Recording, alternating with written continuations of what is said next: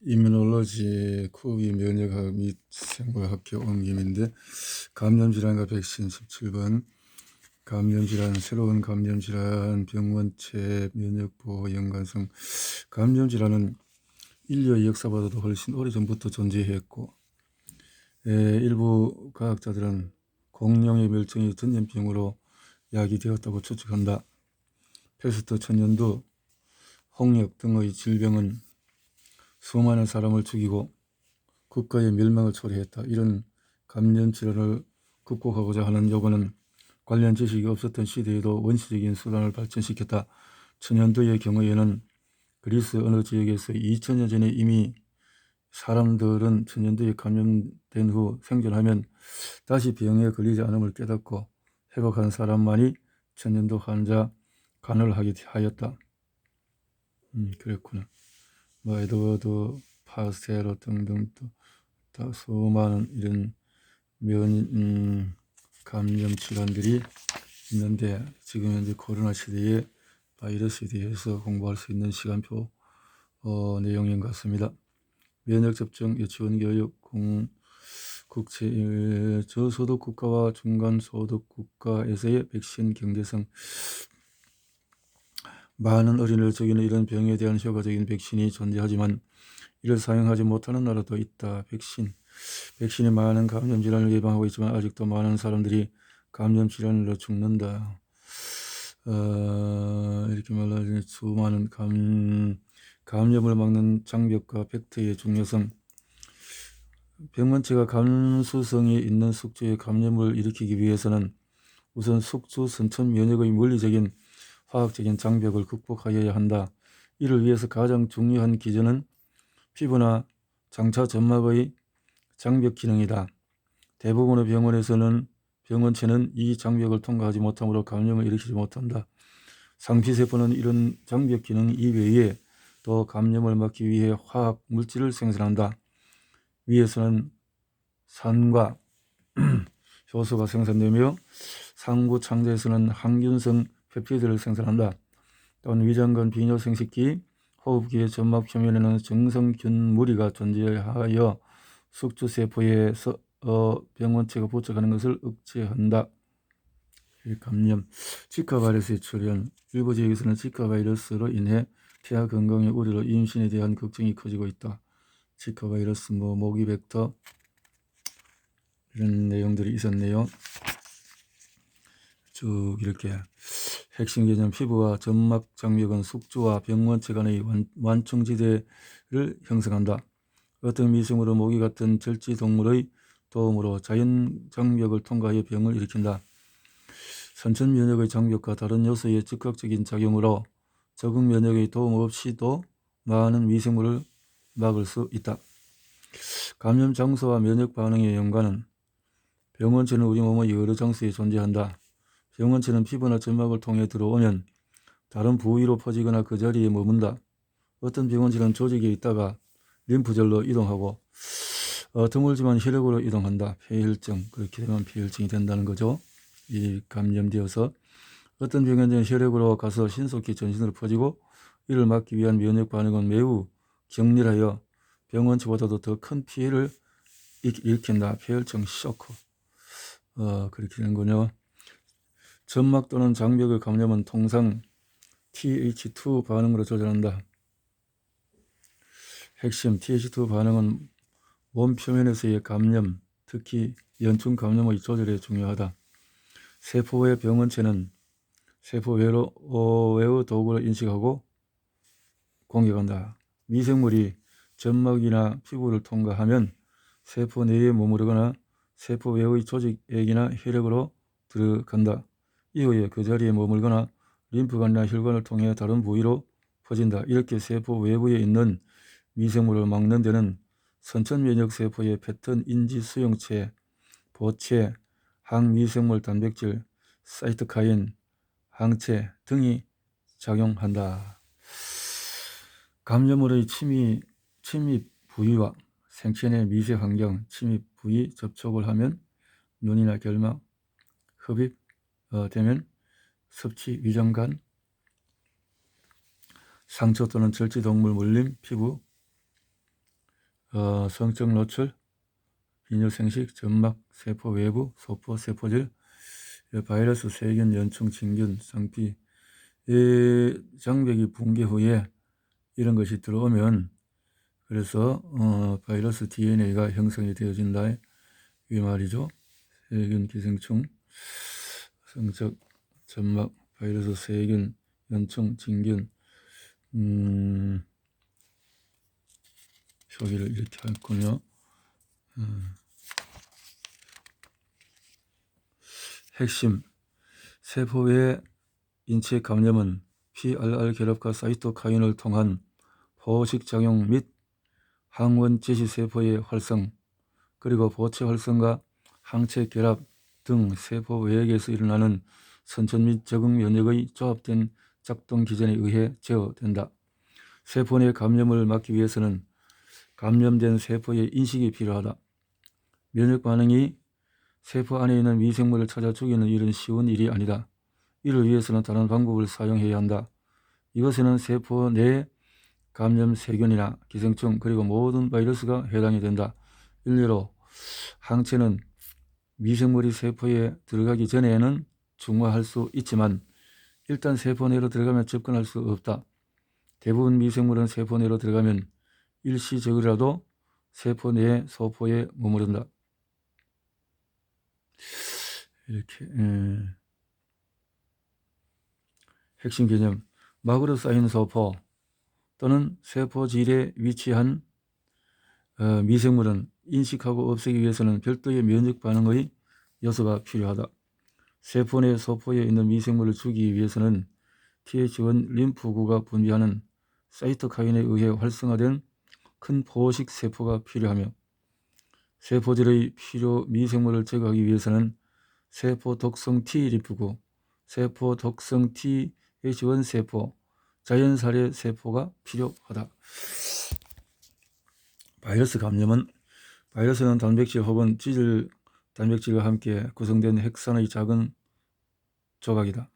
바이러스는 대부분 호흡, 비뇨, 소화, 기계의 점막을 통해 침입하고 상처난 피부나 절지 동물로도 들어온다.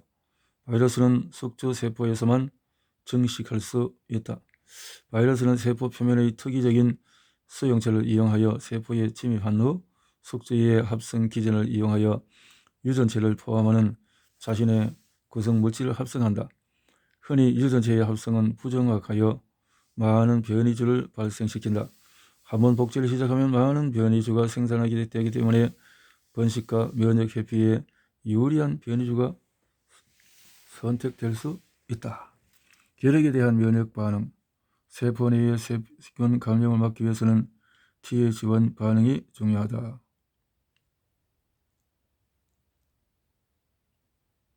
활성화된 큰 포식 세포 즉 해서 균들이 있는 것을 포위로 잡는다. 폐결핵에서 만들어지는 결절, 항바이러스 선천 면역은 적응 면역 반응을 유도하는 데 중요하다. 많은 선천 면역 반응의 요소가 바이러스를 퇴치하는 데 중요하며 적응 면역의 도움 없이도 바이러스를 없앨 수가 있다. 바이러스 감염에 대한 일차적인 선천 면역 반응은 주로 1형 인터페론의 생산과 자연살해 세포의 활성화에 달렸다. 여기에는 보체의 활성화, 항미생물 펩티드, 병원체 연관 분자 양식의 인식 등이 포함된다. 바이러스에 대한 체액 면역 반응과 세포 매개 면역 반응의 기전은 세포 면역, 체액성, 세포성 이렇게 핵심 개념 바이러스의 병원체 연관 분자 패턴을 인식 후에 1형 인터페론 분비, 인플라마좀, 자연셀 살해 세포 활성화를 통해서 선천 면역 반응이 작동한다. 많은 바이러스가 항체에 의해 중화된다. 바이러스 감염의 회복에는 CTL의 작용이 중요하지만 바이러스의 표면 항원에 반응하는 특이 항체는 급성 감염을 막거나 재감염을 막는 데 매우 효과적이다. 핵심 중화항체는 감염된 세포를 죽이지는 못하지만 옵소닌화, 보체 활성화, 포식작용 촉진, 세포의 바이러스의 중화, 제거를 촉진하여 바이러스를 없애는 데 기여한다. 세포 매개 면역은 바이러스 억제에 중요하다.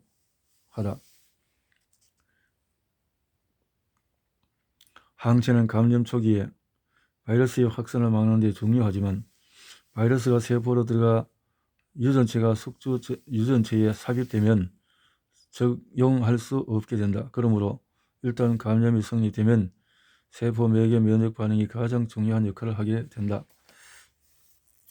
핵심 개념: 세포 내에 자리 잡은 감염을 제거하기 위해서는 바이러스 특이 CD8T 림프구가 활성화된 후 감염된 세포를 죽이는 것이 필요하다. 바이러스 개념: 바이러스는 면역 반응을 회피하는 기전을 가지고 있다. 바이러스는宿주의 방어작용을 회피할 수 있다. 바이러스는 작은 유전체를 가지고 있지만 숙주의 특이적인 비특이적인 방어를 회피하는 데 필요한 다양한 단백질을 코딩한다. 면역 기억의 각인은 향후 바이러스에 대한 감수성에 영향을 미친다. 면역학적 기억은 병원체가 자신의 항원을 많이 바꾸지 않는 한 미래의 재감염을 막는 아주 좋은 방법이다. 그러나 병원체가 항원을 바꾸는 경우에는 과거의 면역 반응이 새로운 면역 능력을 형성하는 데 장애로 작용하기도 한다. 한편으로 두 번째로 들어온 병원체의 새로운 항원에 대한 1차 면역 반응을 일어나지 않게 하는 효과를 나타낸다. 즉 면역 반응은 최초에 들어온 항원에만 집중되는 경향이 생기게 된다. 이를 항원 원죄라고 부른다. 그 부작용은 면역 반응이 인플루엔자 바이러스 같은 조금씩 발생하는 항원 변화를 무시하는 결과를 초래한다. 이 뭐예요? 면역 기억의 각인은 인플루엔자는 가장 심한 범유행의 원인이다. 그렇죠. 인플루엔자 1차, 2차 감염. 과거에 형성된 항체는 변형된 병원 미생물에 대한 항체 형성을 방해한다.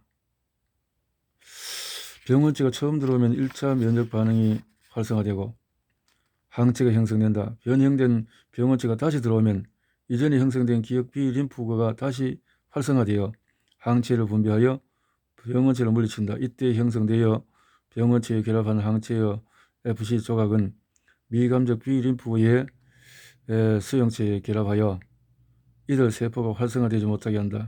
이렇게 기존의 항원 결정기에 대한 기억세포가 새로운 항원 결정기에 대한 1차 반응이 일어나는 것을 막는 작용을 항원 원죄라고 부른다. 이렇게 되면 조금씩 변형된 병원체가 들어오고 비록 그 병원체를 물리쳤다 해도 새로운 항원 결정기에 대한 면역 반응은 생기지 않는다. 그러다가 점차 새로운 항원 결정기가 많아져 결국 기존의 기억세포에 의한 면역작용이 소용없어지면 비로소 새로운 항원 결정기에 대한 1차 면역 반응이 활성화된다. 이런 1차 면역 반응은 적응 면역이 다시 생기기 전까지는 병원체를 퇴치하는 데 불충분하고 사람은 심한 병을 앓게 된다.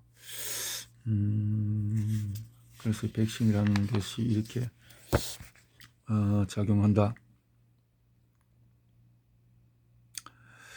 결과로 항원 소변이가 축적되어 새로운 항원 결정기가 남거나 이전 항원 결정기의 숫자가 줄어들면 이제는 침입한 바이러스에 대해 기억 반응이 작동하지 않고 1차 반응만 일어나게 된다. 이렇게 되면 인플루엔자 바이러스에 감염되면 과거의 면역이 무용지물이 되고 아주 심한 인플루엔자를 앓게 되는 것이다. 이런 현상은 개인마다 항원의 노출이 다르므로 각자 다른 시기에 겪어된다. 물론 항원 대변이에 의한 범유행 시기에는 예외이다. 항원 원죄는 과거에 만났던 항원을 가진 감염물을 만나면 면역 반응은 기존의 기억 반응에 의존해서 새로운 미감작 림프구를 작동하지 않는 것을 말한다. 이는 감염물에 존재하는 새로운 항원 결정기에 대한 면역 반응이 생기지 않음을 의미한다. 세균 감염. 세균은 호흡기, 위장관, 비뇨생식기 등 여러 경로로 침입하며 상처난 점막이나 피부로도 침입한다. 어떤 경우에는 병원체보다도 이에 대한 면역 반응이 증상을 일으킨다. 세균 감염의 경우에 병원체의 자극으로 과다 분비된 사이토카인은 폐혈증, 쇼크, 식중독 등을 초래한다. 세균 내 세균과 세포 외 세균에 대한 면역 반응은 다르다. 핵심 개념. 일반적으로 세균 감염을 물리치기 위해 체액성 면역 반응과 세포성 면역 반응이 동시에 작동하지만 세포 밖의 세균에는 항체가, 세포 안의 세균에는 CD4, TH1 사이토카인 반응과 활성화된 큰 포식 세포가 중요하다. 세균은 방어 기전을 회피할 수 있다. 세균 감염이 이루어지기 위해서는 숙주세포 부착, 증식, 조직 침투, 독소로 인한 세포 손상이라는 4개의 주요한 단계가 있다. 숙주의 방어 작용은 이런 각 단계마다 작용하며 많은 세균은 이런 작용을 피하는 방법을 가지고 있다. 어떤 세균은 숙주세포의 부착을 촉진하는 구조나 물질을 가진다.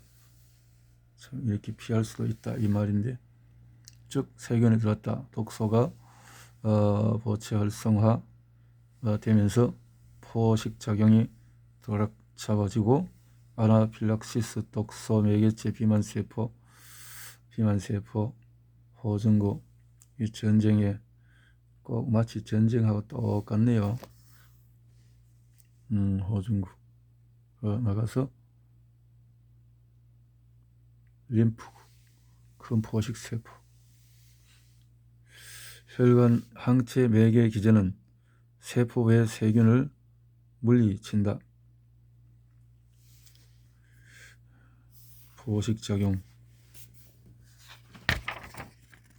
아프리카 수면병. 세균 감염에 대한 면역 반응과 세균의 면역 회피 기전.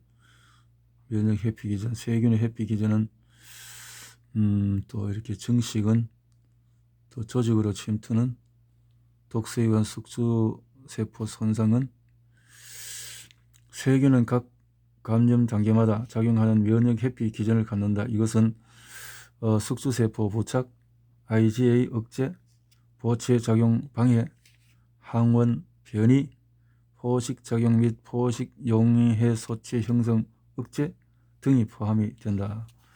임균, 표면에서 나오는 성모가 숙주세포의 부착을 매개로 한다. 많은 세균은 포식세포 안에서 생존함으로써 숙주의 방어작용을 피한다. 기생충은 원충과 연충이 포함이 된다. 원충은 하나의 세포로 된 유액세포이며 연충은 다세포 벌레이다. 원충은 적어도 한 번의 세포 내 생활 4단계를 거치며 연충은 커다란 크기를 가진 생물로 세포 밖에 존재한다. 기생충은 복잡한 생활사를 역류하여 하며 이에 따라 항원 구조와 감염 장소가 변하므로 면역 반응도 이에 대처해야 한다. 원충, 기생충은 다양한 단세포, 진핵세포를 포함한다. 원충은 사람에게 위중한 병을 일으키며 여기에는 아메바, 샤가스, 아프리카 수면병, 말라리아, 리시만 판무충, 톡소포자 등등이 포함이 된다. 그래서 벌레 잡는 기생충약이 필요하겠네요. 핵심 개념. 기생충은 단세포, 진핵세포인 원충과 커다란 벌레인 연충을 포함하는 단어이다. 연충은 흔히 가벼운 면역 반응만을 유도한다. 기생벌레 또는 연충은 사람과 동물의 병을 일으킨다. 대부분 충란으로 오염된 음식, 물, 분변, 토양을 매개로 장관기를 통해서 감염되는데 주혈흡충증 경우와 같이 피부를 통해 직접적으로 감염되기도 한다. 이렇게 되는군요. 진균 감염은 약 100만여 종의 진균이 있으리라 추정된다. 이 중에서 400종이 사람에게 병을 일으킨다. 진균은 다양한 환경에서 서식하며 이 중에는 빵, 치즈, 포도주, 등 발효식품을 만들거나 페니실린을 생산하는 등 사람에게 유익한 것도 있다. 감염은 외부의 진균이 상처를 통해 들어오거나 흡입하여 일어나며 내부의 진균이 면역 능력의 감소를 틈타 병을 일으키기도 한다. 이런 경우 진균은 점막 장벽을 통과하여 세포 외 공간으로 들어간다. 진균의 동력에 따라서 병원성이 강한 진균은 1차 감염을, 병원성이 약한 진균은 숙주의 방어 능력이 약해졌을 때만 병을 일으키는 기회 감염을 일으킨다. 그래서 특히 진균은 주변 환경에 있다가 에이즈, 면역 억제제 사용, 영양결핍 등의 선행인자가 있는 사람에게 병을 일으킨다. 선천면역은 대부분의 진균증을 막는다. 선천면역은 대부분의 진균증을 막아 인체의 정상균 무리도 진균증을 막는 역할을 한다. 이는 광범위 항생제를 사용하여 정상균 무리를 억제하면 구강이나 지일에 감염이 생기는 것으로 알 수 있다. 호중거에 의한 포식작용은 효과적인 방어수단이므로 이 세포가 부족한 환자는 진균증에 잘 걸린다. 건강인에서 진균 감염의 회복은 빠르게 일어나며 진균의 이런 C형 렉틴 수용체가 인식하여 시작한다. 아프리카 수면병은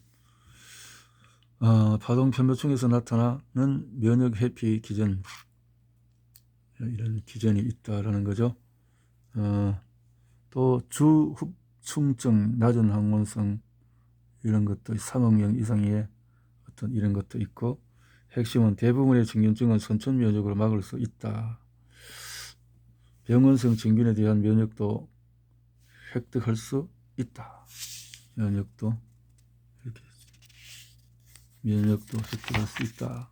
진균 질환의 분류는 감염의 표재성, 표피, 피부, 또 외인성, 환경, 잠복, 1차성, 병원성 있네. 진균 감염에 대한 방어에는 세포 매개 면역과 체액성 면역이 모두 작동하며 주 방어 기전은 이루어진다.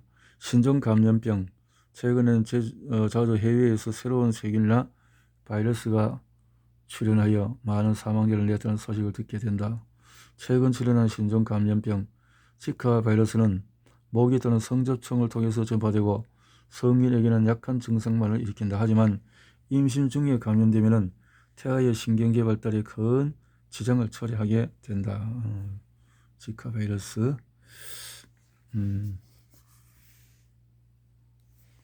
그래서 이것은 아이의 손에 문제가 오게 되게 되죠. 최근 개념은 최근 출현한 병원치에는 진균으로 바이러스로 사스와 WNV, 지카 등이 있다. 신종 감염병의 출현은 기후변화로 인한 외계체 증가, 해외여행, 야생동물 접촉, 인구 증가, 환경 파괴 등의 요소가 관련이 있다.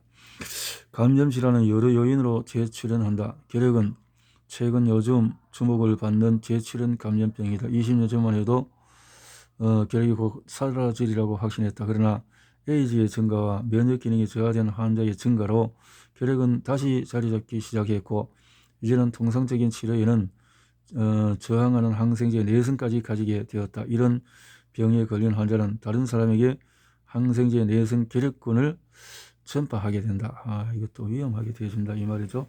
에볼라 바이러스는 1970년 아프리카에서 처음 나타난 치명적인 바이러스다. 이는 비슷하게 치명적인 마버그 바이러스와 필로 바이러스에 속하는 RNA 바이러스다.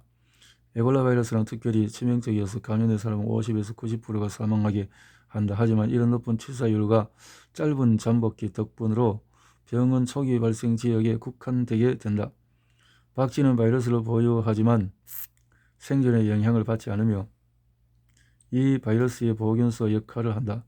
사람이 박쥐 서식지를 잠식하고 감염된 원숭이와 접촉하여 감염이 시작이 된다. 재출현 감염병은 백신 사용을 소홀히 할 때 발생한다. 핵심, 성공적으로 조절되던 감염병이 재출현하는 이유로는 면역 기능이 저하된 인구 증가, 백신 접종의 감소, 이런 것이 백신은 질병 예방을 위한 경제적이며 효과적인 방어 수단으로 많은 감염병을 퇴치했다. 인류 오랫동안 괴롭혀왔던 천년도의 근절도 그렇다는 것이고, 그리고 세계적으로 백신 사용으로 홍역, 골거리, 풍진, 장티푸스, 파상군, 디프리아, 백일해, 인플루엔자, 황열, 공수병 등의 질환이 감소했다. 아직도 많은 질병들에 대한 백신은 여전히 필요하다. 매년 전 세계적으로 수백만 명이 효과적인 백신이 없어 말라리아, 결핵, 에이즈로 인해 죽는다. 또한 현재 사용하는 백신에 대해서도 안전성과 효능의 개선 및 가격을 싸게 하여 개발도상국에 사용될 수 있도록 노력해야 한다. 기초연구와 효과적인 백신 설계, 인체에 사용이 허가되고 적절한 비용으로 제조되고 질병에 노출될 위험이 높은 집단에 효과적으로 전달될 수 있는 안전하고 효과적인 백신을 성공적으로 개발하는 것은 인간이 시간이 많이 걸리고 비용이 많이 드는 사업이다. 백신의 개발은 기초 연구로 시작이 된다.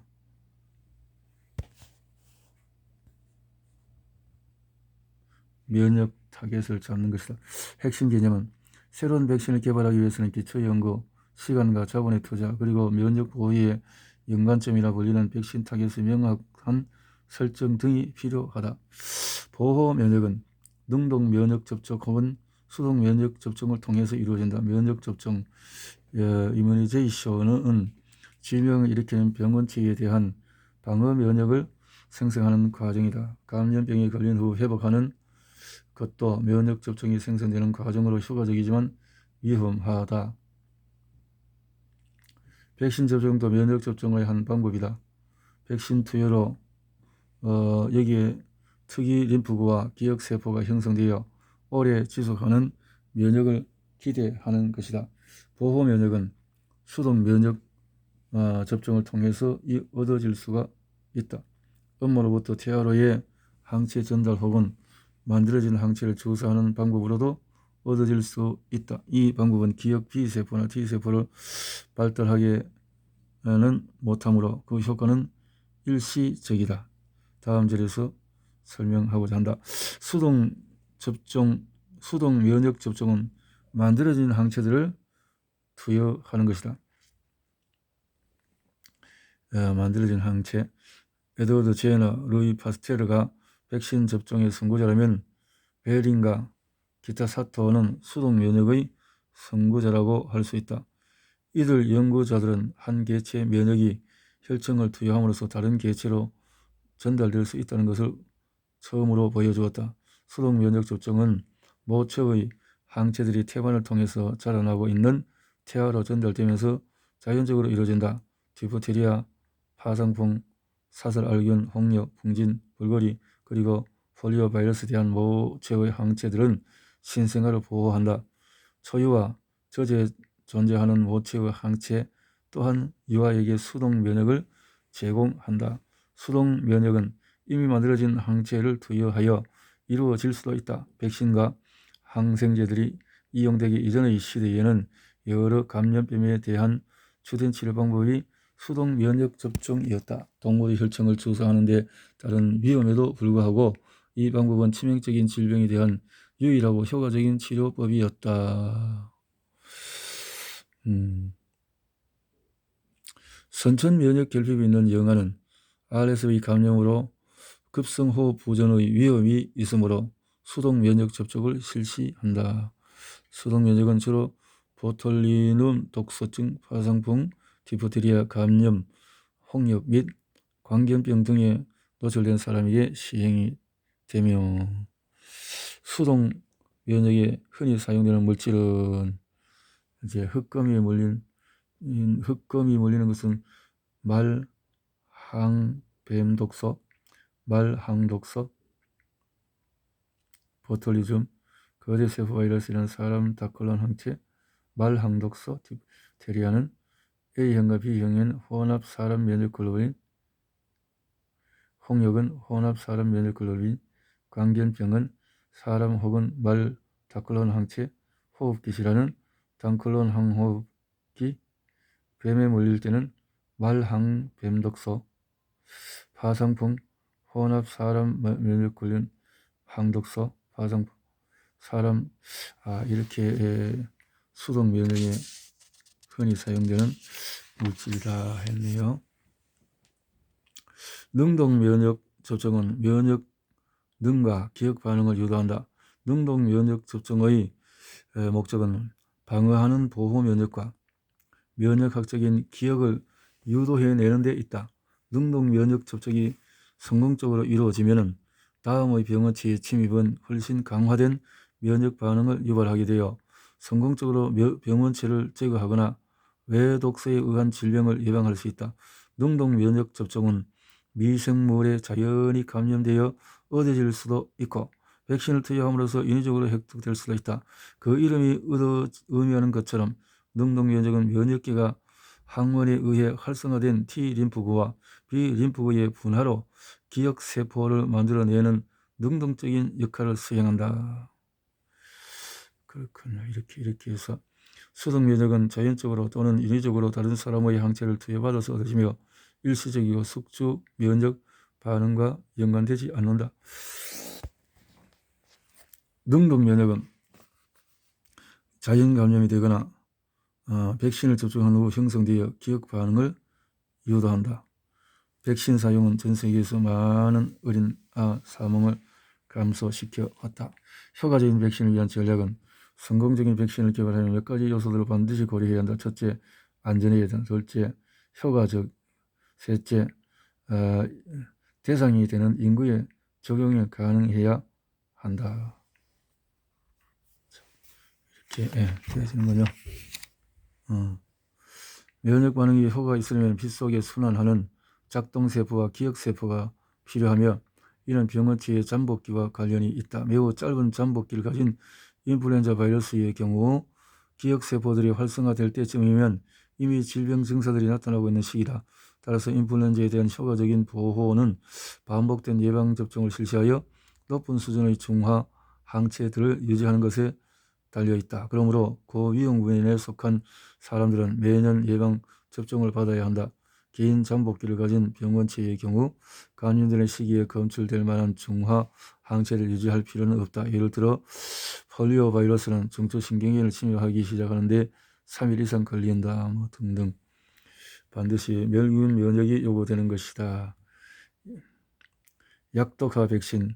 어떤 미생물은 질병을 유발하는 병원성은 없어지지만 접종된 숙주 내에서의 일시적으로 성장할 수 있는 능력은 유지하도록 약독화 될 수 있다. 어떤 병원체는 자연적으로 약독화되어 숙주를 면역시키지만 병을 일으키지는 못한다. 제나가 사용한 최초의 백신이 이 유형이다. 즉 종도 바이러스를 사람에게 접종함으로써 천연두를 발병하지는 않지만 천연두에 대한 면역은 생기게 한다. 면역이 생기게 만든다. 약독화 백신에는 장단점이 있다. 이들 접종 후에 숙주 내에서 일시적으로 성장할 수 있기 때문에 이 약독화된 미생물의 항원 결정기를 좀 오랫동안 면역계에 노출하도록 하여 면역 원성과 면역 기억세포의 생성을 증가시킨다. 결과적으로 이런 백신들은 종종 추가 접종 없이 단 한 번의 예방 접종으로도 충분하다. 이러한 특징은 상당수의 사람들이 추가 접종을 받지 않는 제3세계 국가들에서는 큰 장점이 될 수 있다. 또한 약독화 백신들의 숙주세포 내에서의 복제하는 능력은 세포 매개의 면역 반응을 유도하는 데 기여한다. 약독화 백신의 대표적인 예는 약독화된 3가지 폴리오 바이러스 균주로 구성된 OPV이다. 이는 설탕 용액 형태로 어린이에게 경구 투여된다. 이 약독화된 바이러스들은 내장에서 증식하며 세 종류의 병원성 폴리오 바이러스에 대한 보호 면역능을 유도한다. 생약독화해서 이렇게 온전한 미생물 정정 냉장 보관을 요구한다. 냉장 보관.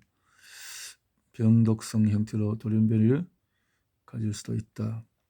불활성화 또는 사멸, 콜레라 등등 질병의 안정 생백신보다 냉장 보관할 필요는 없고 생백신보다 약한 면역 반응 그래서 정제된 거대 분자 톡소이드, 디프테리아, 면역기가 세포 독소를 인지하도록 B형 간염, 유해 반응성이 낮은 특이적 항원 이렇게 개발하기가 어렵다. 이용할 수 없는 것도 있고 다양하네. 이렇게 다양한 배양과 백신의 방법과 또 활성화와 시간이 다 다양하게 다르다. 불활성화 백신 또는 사백신, 백신에 사용할 수 있는 병원체를 안전하게 만드는 또 다른 방법은 숙주 내에서 면역 반응을 증가시키지만은 복제할 수 없도록 병원체를 열이나 화학 약품으로 처리하여 불활성화시키는 것이다. 불활성화시키는 동안에 표면 항원의 항원 결정기 구조를 유지하는 것이 특히 중요하다. 열 불활성화는 단백질을 지나치게 변성시켜 항원 결정기가 변형되어서 만족할 만한 불활성화를 달성하지 못할 수도 있다. 포름알데히드나 여러가지 알키라 약물을 사용한 화학 불성화는 대부분 성공적이었다. IPV는 폴리오 바이러스를 포름알데히드로 불성화시켜서 만든다. 일반적으로 생약독화 백신은 장기간 지속되는 면역을 유도하기 때문에 단 한 번의 접종만 필요한 반면에 사백신은 숙주의 면역 상태를 유지하기 위하여 종종 반복된 추가 접종이 필요하다.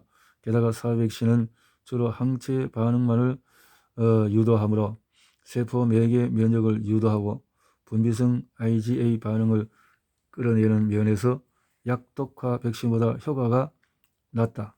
병원체가 죽은 상태라고 하더라도 불활성화된 완전 균체 백신은 여전히 어느 정도의 위험성을 가지고 있다. 과거에 소크 백신으로 인한 심각한 합병증으로 백신을 투여받은 상당수 사람에게 마비성 소아마비가 발생되었는데 이는 일부 백신 제품에서 포름알데히드로 모든 바이러스를 죽이지 못하였기 때문이었다. 그렇지만 인체에서 증식을 하며 병원석을 회복할 가능성이 있는 약독화 백신보다는 불활성화 백신의 안정성이 높다. 불활성화 백신은 바이러스 질환과 세균성 질환 모두에 대하여 사용한다. 고전적인 인플루엔자 백신, A형 간염 백신, 콜레라 백신이 여기에 포함된다. 불활성화 백신의 또 다른 장점은 상대적인 안전성과 더불어 보관과 저장이 용이하다는 것이다. 단위 백신, 병원체에서 유래된 특이적이고 정제된 거대 분자를 백신으로 사용함으로써 약독화 백신과 불활성화 백신 사용에 수반하는 많은 위험들을 피할 수 있다. 현재 가장 흔히 사용되고 있는 단위 백신은 톡소이드라 불리는 불쌍화와 외독소, 현막 다락류들 및 재조합 단백질 항원의 세 가지이다. 재조합 벡터 백신, 병원성이 강한 병원체의 주 항원 유전자를 약독화된 바이러스나 세균에 도입할 수 있다.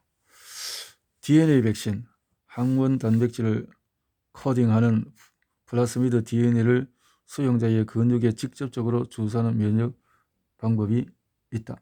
우드 바이러스 벡터를 이용한 백신의 제작 이렇게 되어진다. 재조합 우드 바이러스 벡터 백신 촉진자에서 병원체 유래 항원을 부호하는 DNA를 뽑아서 이렇게 접촉을 해서 이렇게 조직 배양해서 만들어낸다. 플라스미드에 한다는 거죠. 접촉해서 만들어낸다 말이죠.